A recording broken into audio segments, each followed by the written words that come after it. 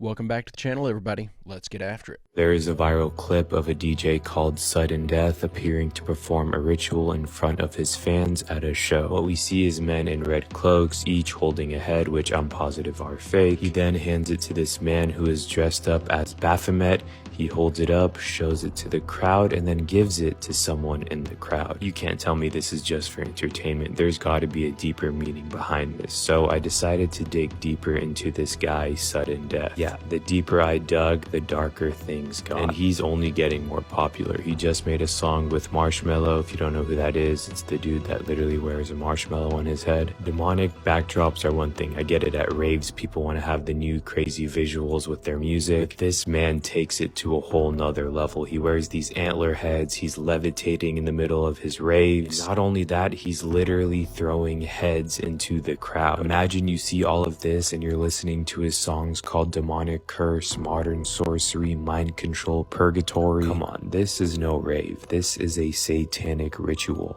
Yeah, that dude's a little too on the nose with the Satanism and symbolism. It is now being reported that scientists in China have been experimenting with a mutant COVID strain that in its first tests have had a 100% mortality rate in humanized mice. Why? According to their preprint results here, the virus known as GXP2V was discovered in pangolins. Never thought they'd be the ops in 2024. They then cloned the virus and infected 8 humanized mice. And humanized meaning they were engineered to express a protein found in people, with the goal being to assess how it might react in humans. And to put it bluntly, it didn't react well, because all 8 mice died within 8 days, with the researchers describing it as surprisingly quick. And because I've watched far too many movies, I can't read the next part without thinking of one thing. The researchers were surprised to find high levels of viral load in the mice's brains, and their eyes turned completely white days before they died. Anyone watch Happiness? Experts have since shared their thoughts, with an infectious disease expert based in University College London saying it's a terrible study, scientifically totally pointless, and a retired professor of medicine at Stanford saying this madness must be stopped before it's too late. So the question is, are there valuable insights to gain from experiments like this, or should they just be left alone? What are they doing? This makes no sense why they would be studying this. This is just another accident waiting to happen. It's another beginning to the second mass pandemic.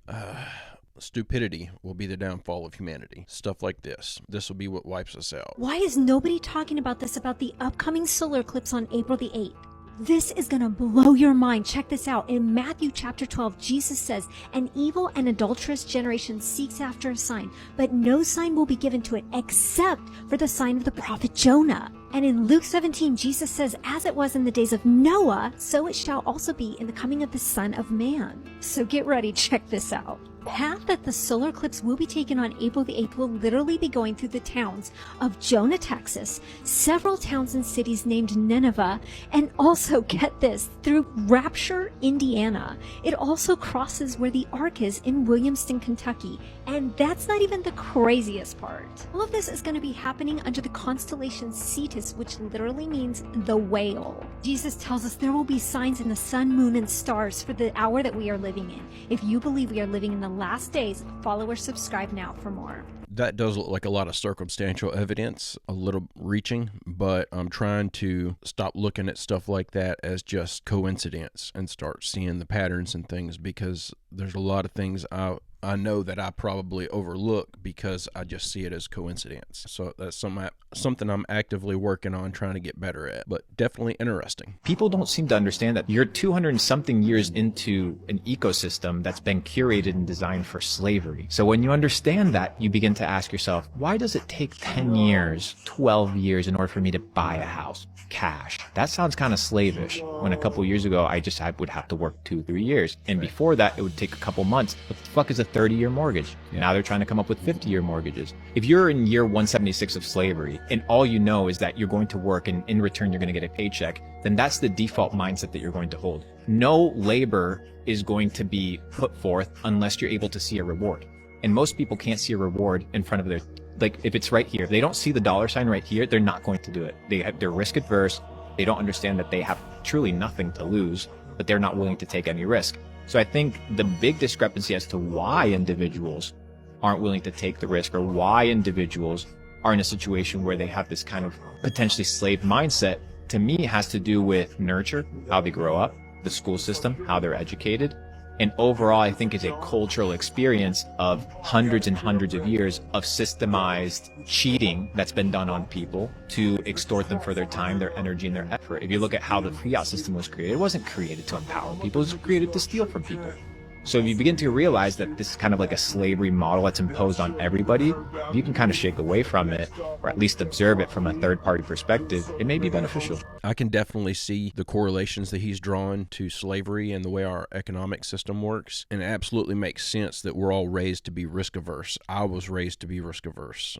My father actually told me when I was growing up that the smartest thing for me to do once I became an adult was to go get a good factory job and work there for 30 years until I retired and try to draw a pension off of it. That's not realistic nowadays. When I was growing up, there were people that was their life. That was what their end game was, and it worked out for them, but you can't do that anymore. But it took a long time for me to shake that risk-averse mentality and try to take risks for myself to try to better myself financially and career-wise, because it's so deeply ingrained in me, just like it is everyone, to be overly cautious. And then if you have something called a jed, it looks like a Tesla coil, and it's all over Egypt. Everywhere you look in hieroglyphs, it's everywhere, and they have cables coming out of them, electric cables. They were connected to their electroplating devices, light bulbs, anything that needed electricity was connected to the jed. The jed would capture the ambient electricity from the obelisk. The obelisk were like electric wire poles in your neighborhood, basically, but just doing it all wirelessly. And by that method, they were able to transmit the wireless energy all around the region, and the jeds would capture that energy, and they can power whatever they wanted. Now, what's also interesting about the Great Pyramid, a small amount of that water would be pushed up into the pyramid and down into the Queen's Chamber. Now, the Queen's Chamber, when you analyze it and look at the x-rays of it, you discover something interesting. It operates like an electrolysis machine. Why electrolysis? If you use electrolysis with running water, you can extract the hydrogen atoms out of the water, which is what we do in different types of engines that we have right now. The Navy has a ship that never has to come back for gas because it just takes the water from the ocean, extracts the hydrogen atoms, and pushes it into a chamber for engine combustion, and they run on hydrogen. They don't run on gas anymore. I think that's an interesting theory. It's all it is a theory. It kind of frustrates me how Billy Carson speaks with such authority on these things, knowing dang good and well that he doesn't really know. He's just conjuring up these ideas of what his best guess is. It's interesting anyway. I do believe that the pyramids are some sort of energy generation device. My basis for that belief, that's just what I hope it was, if I'm being honest. Hey, if you're enjoying this video, I make a new one just like it every single day. It'd be awesome if you'd hit that subscribe button and come back tomorrow to join me. Here's the thing that's weird. There was a Tibetan library in 1901 where there was a traveling anthropologist expert in the region of Tibet, and he met with this Buddhist monk who had told him that he had discovered a secret library known as the Cave of 1,000 Buddhas. In that library, up in this cave up in the mountains, in that library, he found these manuscripts from all over the world, from different like Hindu texts and all these things. But one of them had a map, had an ancient map in it. And the map depicted Atlantis as a region that existed from west of the Pillars of Hercules as a region, all the way to the Yucatan. It really was. How big would that make? That means that those ruins off of Cuba are part of Atlantis. That's why we see similar architecture in Peru than we do in Egypt than we do in our other parts of the world. Every single ancient structure in the ancient world, cities or wherever, they align themselves to true north, okay, magnetic north. All of them did. They were obsessed with cardinal points and understanding all of that. It had to do with energy. Every single one of them, every single one, anywhere in the world, is off by magnetic north by 23.5 degrees. Every single one of them. Perfectly. If you look today at the axis of the Earth and what creates the seasons, there's a 23.5 degree shift on the Earth, which is what creates the precession of the equinox. It means that when those structures were created, we did not have an axial tilt that we have today. So that makes me wonder, did that tilt happen naturally over time? Is this a result of the pole shifting, or was there some sort of an impact or something that created that tilt, and that was the source of the Younger Dryas Great Flood event? Yabulan, the Masonic name for God. How do I know this? I'm a former Freemason that saw the true light of Jesus Christ. Now I'm exposing every bit of it. And like any other cult, you don't learn this name even after you become a full Master Mason. Even the 3rd degree Master Mason doesn't know this name. So let's rewind a little bit here. When you're made a Master Mason, you're not told the real Master Mason's word.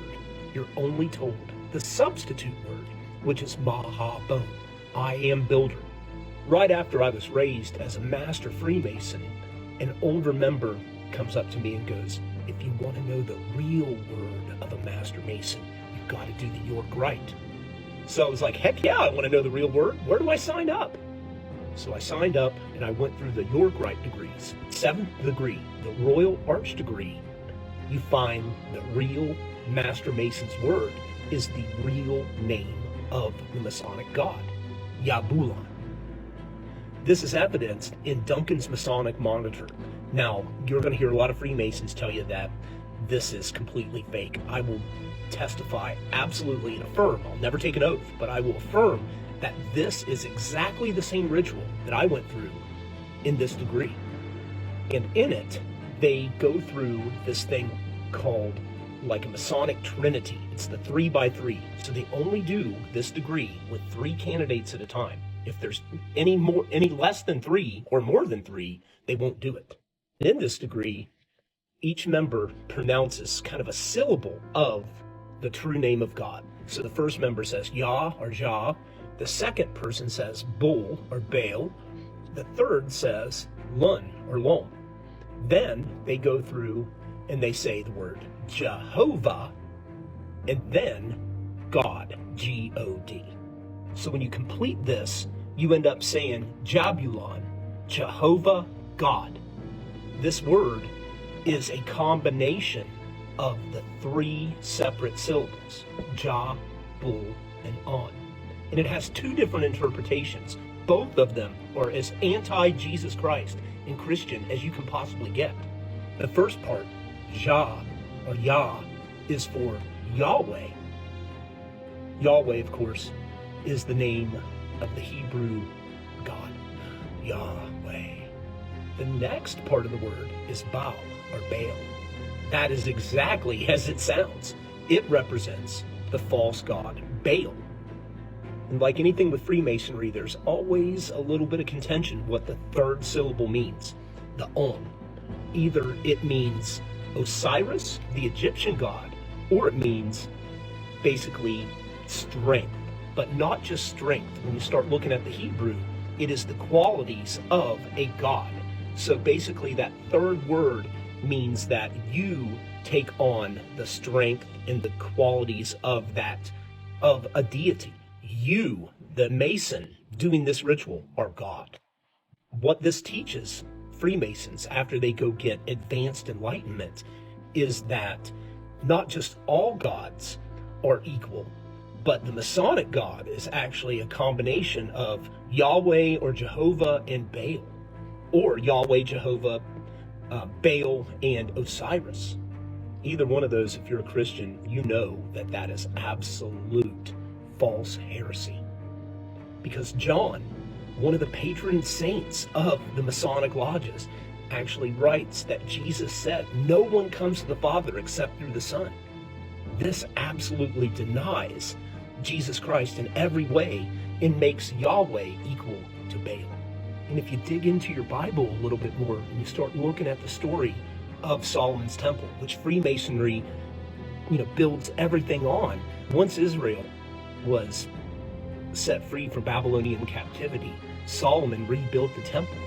The Israelites established the temple. They fell back into their wicked ways and started worshiping Baal in their temple that Solomon made, dedicated to Yahweh. And of course, this was a complete heresy and offense to the one true God. And like every other satanic deception, this all circles back again with Freemasonry. So Satan wants Freemasons to think that God is a combination of Yahweh and Baal at minimum together, maybe a sprinkling of Egypt in there. So he's just repeating the same lie that he told the builders of the temple back in King Solomon's day. If that's something as a Christian you can't live with, then you shouldn't be thinking about joining the Masons. And if that's something where you're a third degree Mason, you haven't joined any of these rites, that's what they're going to tell you. Which leads to my last point. If they don't tell you the true nature and name of God in the first 3 degrees, then they give that to you in the 4th degree, what are they hiding from you in the 33rd degree? I mean, it's proven evidence that they've hidden the true name of God from you until you hit the 4th or the 7th degree. Why wouldn't they do it again?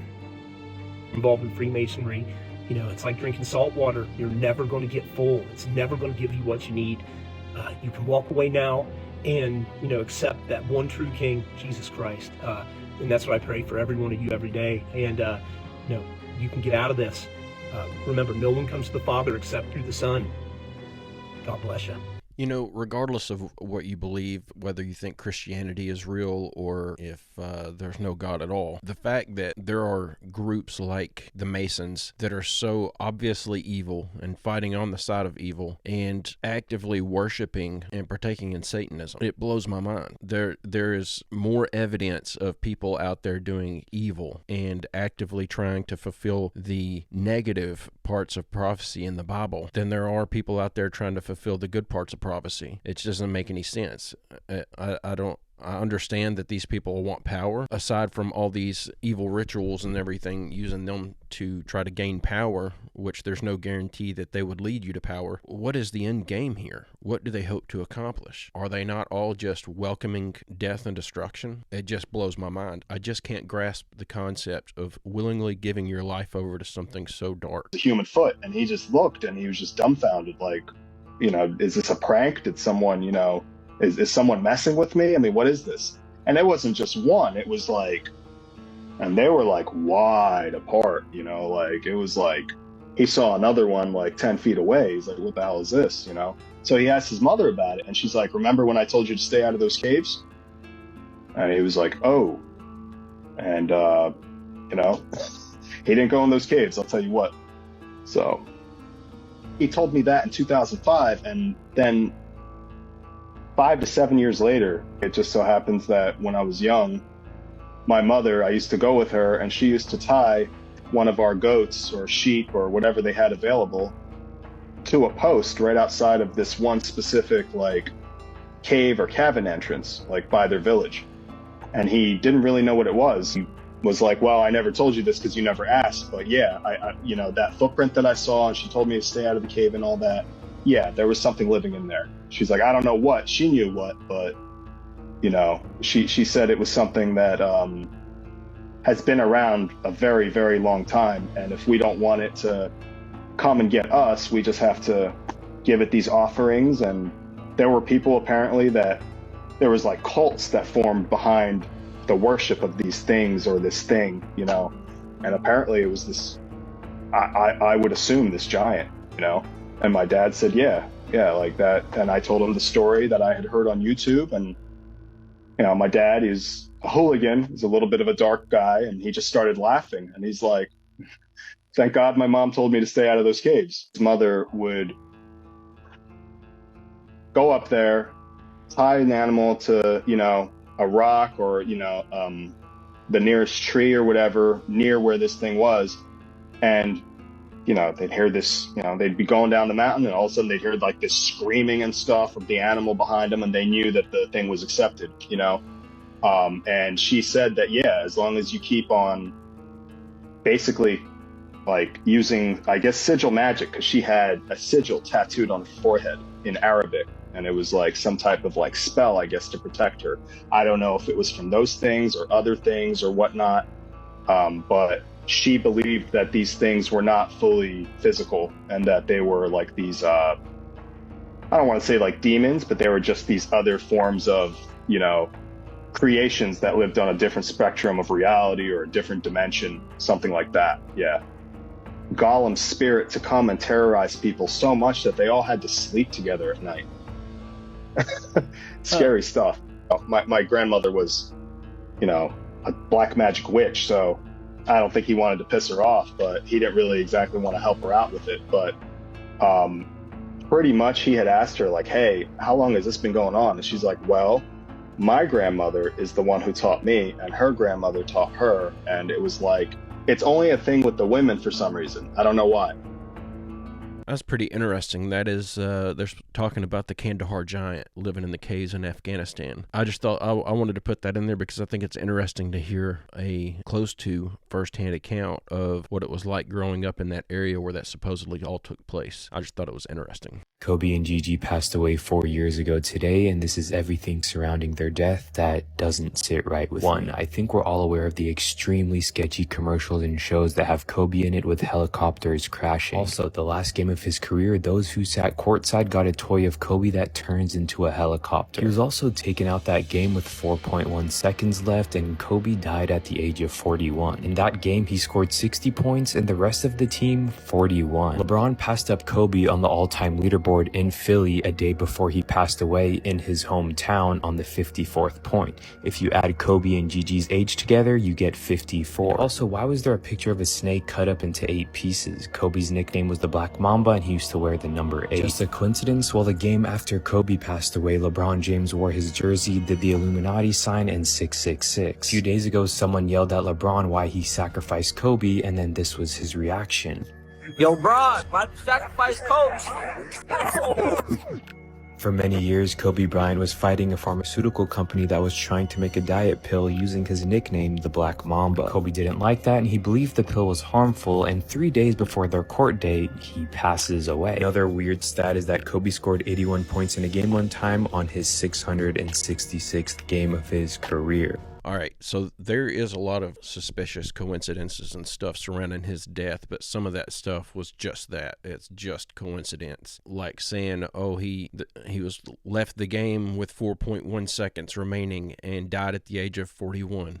What does that have to do with each other? Absolutely nothing. It is very interesting, though, some of the stuff that surrounds his death. It does make it look like he was taken out to keep him quiet, because there was a lot of money at stake and he was costing somebody some big bucks. That's what it all looks like happened. It's one of those situations we'll probably never know the answer. What your government pays for, it gets. If you are paid to do something for the government, they will extract from you exactly what they have paid for. When we understand that, then we look at universities and schools, government-financed institutions of education, and see the kind of students and the kind of education that's being turned out by these government-financed schools. Logic will tell you that if what is being turned out in those schools was not in accord with what the state and the federal government wanted, then it would change it. The bottom line is that the government is getting what they have ordered. They're getting what they have paid for. They do not want your children to be educated. They do not want you to think too much. That is why our country and our world has become so proliferated with entertainments, mass media, game shows, television shows, amusement parks, alcohol, and every kind of entertainment to keep the human mind entertained, so that you don't get in the way of important people by doing too much thinking. That right there, that statement, the government gets what they pay for. No matter what, the government's going to extract what they paid for. That makes perfect sense. When you look at how our education system is run, especially our colleges and stuff, how, you send your kid off to college and they've got a good head on their shoulders and a good basis for an education, and then they come back a completely different person and seem to it's almost like that 4-year school has completely unwound everything that you've built up in your child, and it's all by design. The government is going to get what they pay for. They want stupid people that they can easily control, that they can easily manipulate, that they can easily enslave, that they can easily move about to do their bidding. That's what the education system is for. It's not so that you can better yourself. But I'm going to leave it there on a good note, like I always do. I hope you guys enjoyed these clips that we watched together today. I'll be back tomorrow with another one. I hope you come back and join me. I hope you have a great, safe, fantastic day, and I will see you in the next one. See you tomorrow.